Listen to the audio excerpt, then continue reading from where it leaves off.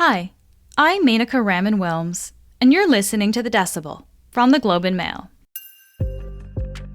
Back in February, when there were border blockades and trucks occupying downtown Ottawa for weeks, the federal government stepped in by invoking the Emergencies Act to supplement provincial and territorial capacity to address the blockades and occupations. It was the first time the Emergencies Act was used in Canada. It gave the government power to temporarily block people from gathering in certain areas, to freeze financial assets, and to compel tow truck drivers to remove vehicles.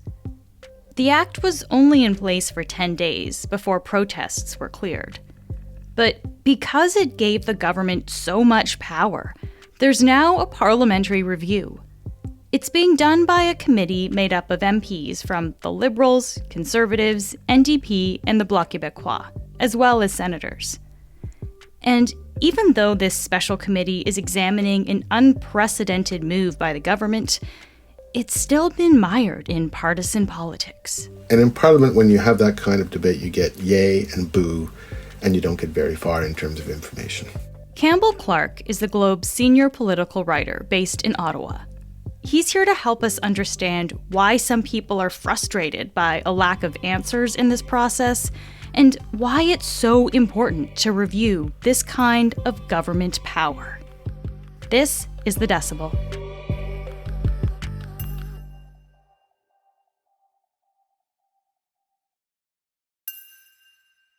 Campbell, it's great to see you again. Thanks for doing this. Thanks for having me here. I know you've been paying attention to some of these special committee hearings, and so I have to ask, does this make for riveting TV? No, it doesn't make for riveting TV or radio or even sitting in person. Although there have been some moments that have been, somewhat dramatic. It's not driving to conclusion. The narrative arc is not there for the viewers. So when the government used the Emergencies Act earlier this year to deal with the disruptions from the truck convoy, using this act has a kind of built-in review of it, a guaranteed special parliamentary review, which we're seeing now. What exactly is this review trying to figure out? So first let me say that normally the review starts even while the act's in progress. You expect the Emergencies Act to go on for a while, and the first thing this committee is supposed to do is make sure that it's not being abused while it's in use. But what they're supposed to do now is essentially figure out whether it was justified, explain to people whether the orders went over the top, and whether the invocation of the act was acceptable. And what is the standard for it being justified here? There's a couple. One is you have to have an emergency, and they define there's different kinds. But the main standard is that nothing else will do the job, that the emergency can't be dealt with, and this is the words in the law, under any other law of Canada. So every other legal option has to have been exhausted. Okay.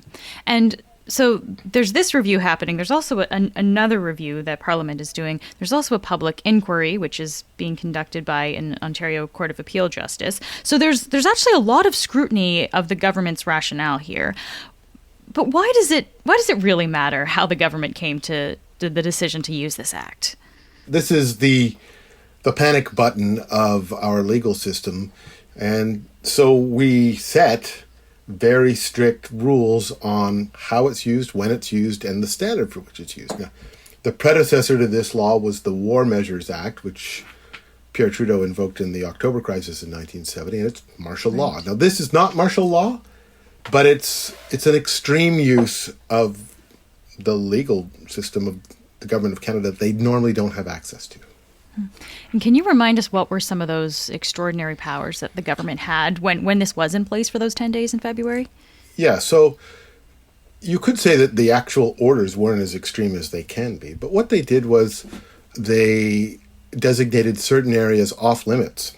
So downtown Ottawa was off limits. It was closed down. They froze financial accounts of various kinds, bank accounts, but also credit card accounts and things like that, so that people wouldn't have access to money. And then they did a few other things like allowing police to order tow truck drivers to tow cars, which is one of the things they refer to often now as being an effective use. And tow those big trucks specifically from down. Yeah, to tow those big trucks, which was a real serious practical issue. So those are three of the things, and I'd say that those are the things that often get pointed to over and over again. And so the special committee has now been meeting for actually nearly 4 months. What's been the big takeaway of this so far? Not a lot. I think one of the takeaways has been that the political question that the committee is trying to deal with is not the same as the thing that they're supposed to be looking at. That is the question of whether the law was used properly. The other one, I think, is simply that they've decided, and also I think opposition politicians have decided this too, that the legal question, the parliamentary review question, isn't that important politically, and they're trying to deal with another political question. And so what they're basically trying to say was, this was a big emergency, it was serious, something had to be done. And the other side is, that being the Conservatives in this case, are trying to say, this wasn't as bad an emergency as you say, and it didn't need to go this far. But I don't think either is really trying to go into the legal justification for using this. In fact, we haven't even got to the questions of how did this happen? How did we get there, really, in this committee?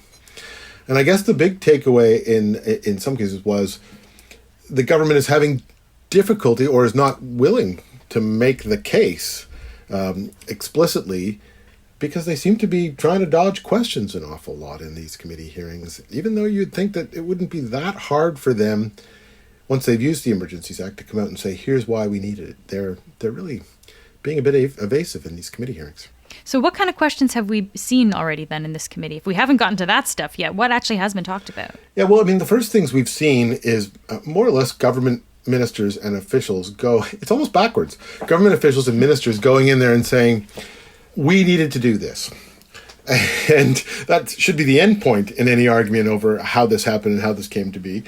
And it started off quite badly for the government, because what they essentially came in to say was all of these powers were necessary. And then Marco Mendicino, the public safety minister, said the police asked us to do this, so we did it. I would say that there was a very strong consensus that we needed to invoke. And I would, again, offer that the Canadian Association of the Chiefs of Police, the Ontario Association, the Canadian Association, law enforcement was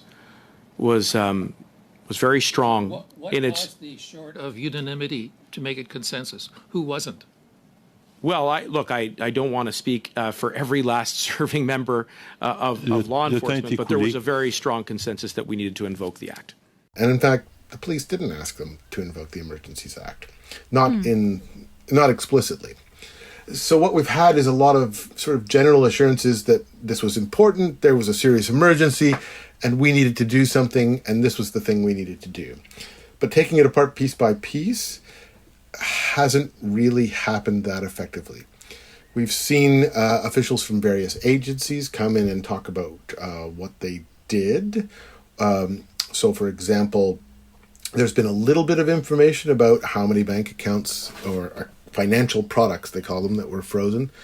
It's 200 and some, I can't remember the precise figure. But we didn't start with the police saying, here's how this all developed, how it all unfolded, and here's the situation we found ourselves in. And that's why we needed X, Y, and Z. We haven't even got to that point yet. We started with this was all good, or it wasn't. And in Parliament, when you have that kind of debate, you get yay and boo, and you don't get very far in terms of information. Yeah. I think it's 280 financial products that were frozen exactly there. So, yeah, over 200, almost 300 there. Let's go back to this issue of who asked for the act to be invoked, because this seems to be a bit of a sticking point or a big issue in this whole proceedings here. So if Marco Mendicino said that the police asked for this to be invoked and the police are saying no, like how is this playing out? This seems like there's some inconsistencies here. There is some inconsistencies there. As Bill Blair, the emergency preparedness minister, said more recently, that would not be an inappropriate thing for the police to do. They should say, we need X, Y, Z, we need these powers, but it's up to the government to decide whether they should invoke the Emergencies Act. And that's now what police say they did. They talked about, here's our problems, here are the things we can't do, here are some powers that might, or some things that we could have that might help us, and then the government decided to invoke the Emergencies Act.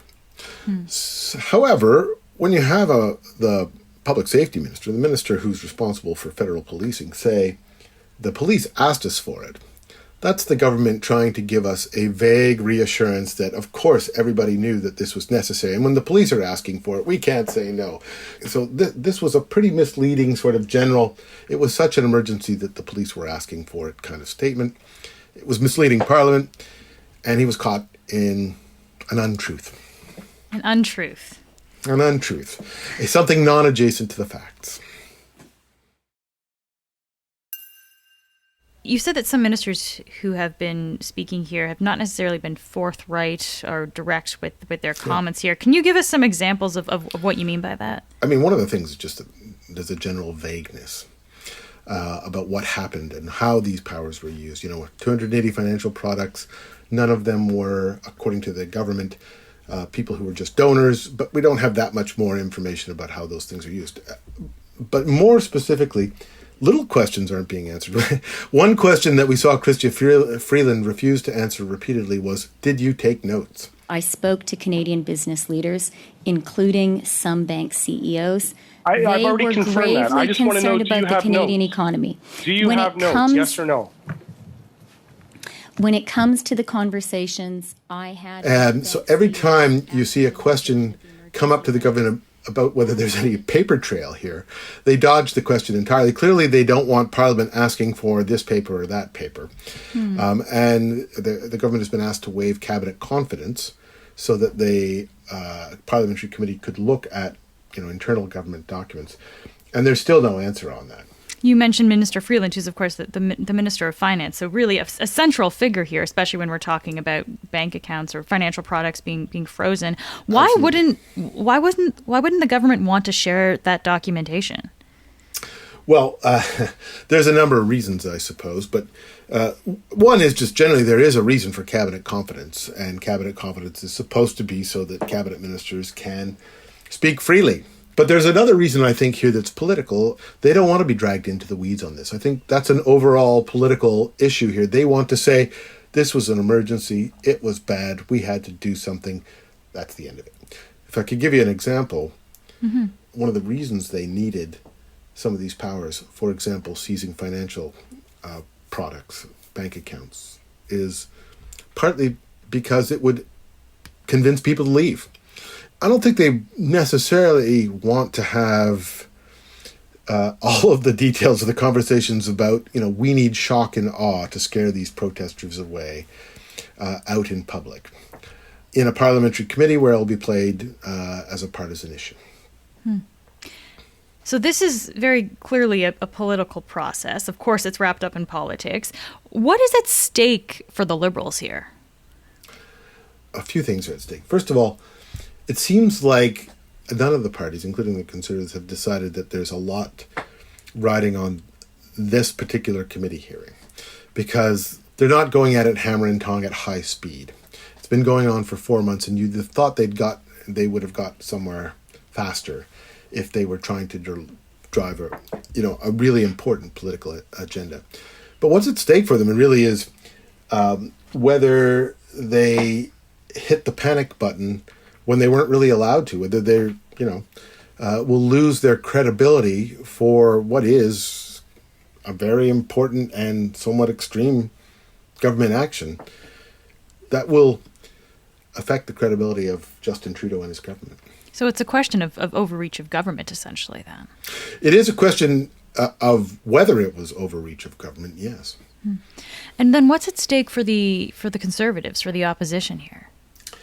Yeah, I'm not as clear on what's at stake for them, except that if you recall, a number of them supported the convoy, the truckers' convoy in these protests, and were loath to criticize even when there were blockades of bridges and downtown Ottawa. Even when the Conservative Ontario government declared a state of emergency, there were still federal Conservative MPs saying, essentially, you go, truckers. Pierre Poilievre was one of them, and he's going to be probably the leader of the Conservative Party come September. So I think what's clearly at stake for them politically is, you can tell what they want is to downplay the idea that this was really a severe emergency, and especially the part about downtown Ottawa.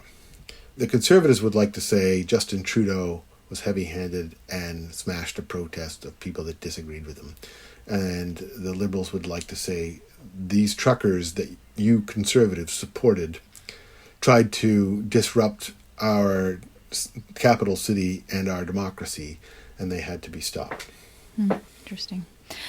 I want to ask you about the various police forces as well. We're hearing from Yes. that have been involved in this. Of course, the RCMP, the Ottawa Police. There's lots of questions about how everything was handled. What's at stake for them in all of this?